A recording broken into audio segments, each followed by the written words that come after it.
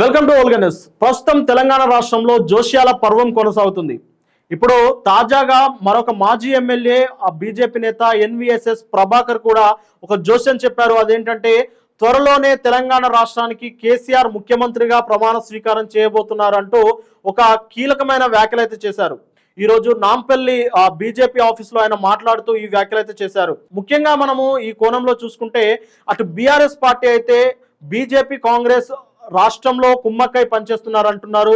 అలాగే బీజేపీని చూసుకుంటే కాంగ్రెస్ బీఆర్ఎస్ రెండు ఒకటే అంటున్నారు.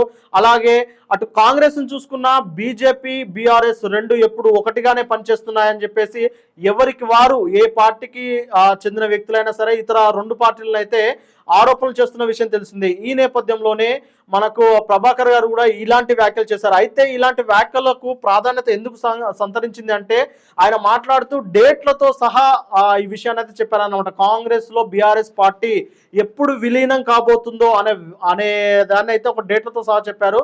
జూన్ 2న ఖచ్చితంగా బీఆర్ఎస్ పార్టీ కాంగ్రెస్ లో విలీనం అవుతుంది. జూన్ 2న కేసీఆర్ గారు ప్రమాణ స్వీకారం చేస్తున్నారు యాజ్ ఎ సీఎం గా అని చెప్పేసి అన్నారు. లేదు ఆ డేట్ మిస్ అయితే డిసెంబర్ 9న మళ్ళీ ప్రమాణ స్వీకారం చేస్తారు కేసీఆర్ గారు తెలంగాణ ముఖ్యమంత్రిగా అని చెప్పేసి ఆయన మాట్లాడారు.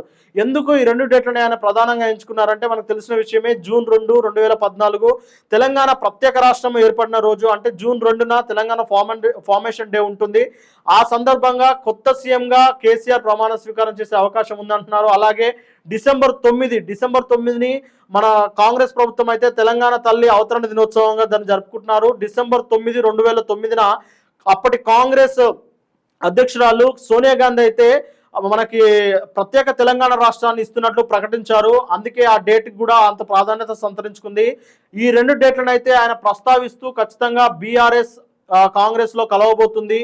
ఆ తర్వాత మన తెలంగాణ స్టేట్ కి అయితే కేసీఆర్ గారే ముఖ్యమంత్రిగా ఉంటారని చెప్పేసి ఆయన బలంగా మాట్లాడుతున్నారు. అయితే అంతేకాకుండా ఇటీవల హరీష్ రావు గారు మాట్లాడిన మాటలను కూడా ఆయన ప్రస్తావించారు.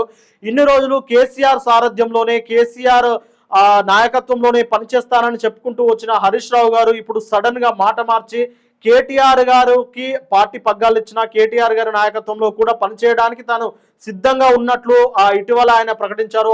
అంటే ఆయన ప్రకటన కూడా ఆయన ప్రస్తావిస్తూ ఎందుకు హరీష్ రావు గారు మాట మార్చారు, ఎందుకంటే కేటీఆర్, కేసీఆర్, హరీష్ రావు వీరి ముగ్గురు మధ్య ఏదో ఒక ఒప్పందం కుదిరింది అని చెప్పేసి అయితే ఆయన ఆరోపిస్తున్నారు. అంతేకాకుండా ఢిల్లీ లిక్కర్ స్కామ్ కేసులో ఆరోపణలు ఎదుర్కొంటూ జైల్లో ఉన్న ప్రస్తుత ఎమ్మెల్సీ కవిత గారికి అయితే సలహాదారుడిగా ఒక ప్రస్తుతం కాంగ్రెస్ చట్టసభలో కూర్చున్న ఒక వ్యక్తి అయితే ఆమెకు సలహాదారులుగా ఉన్నట్టు, అంటే కవిత గారికి సలహాదారుడిగా ఉన్న ఒక అంటే న్యాయ వ్యవస్థలో సలహాదారుడిగా ఉన్న అతన్ని కాంగ్రెస్ తీసుకెళ్లి చట్టసభలో కూర్చోబెట్టిందని, అంటే దీన్ని బట్టే కాంగ్రెస్ బీఆర్ఎస్ రెండు ఒకటే అన్న విషయాన్ని అయితే అర్థం చేసుకోవాలని చెప్పేసి అయితే ప్రభాకర్ గారు అన్నారు.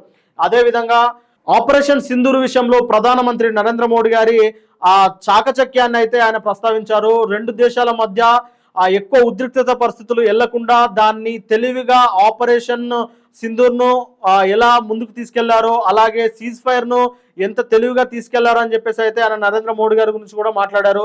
ఈ సందర్భంగా ఈయన చేసిన వ్యాఖ్యలపై అటు బీఆర్ఎస్ పార్టీ నేతలు కానీ ఇటు కాంగ్రెస్ పార్టీ నేతలు కానీ స్పందిస్తారా లేదా అనేది చూడాలి.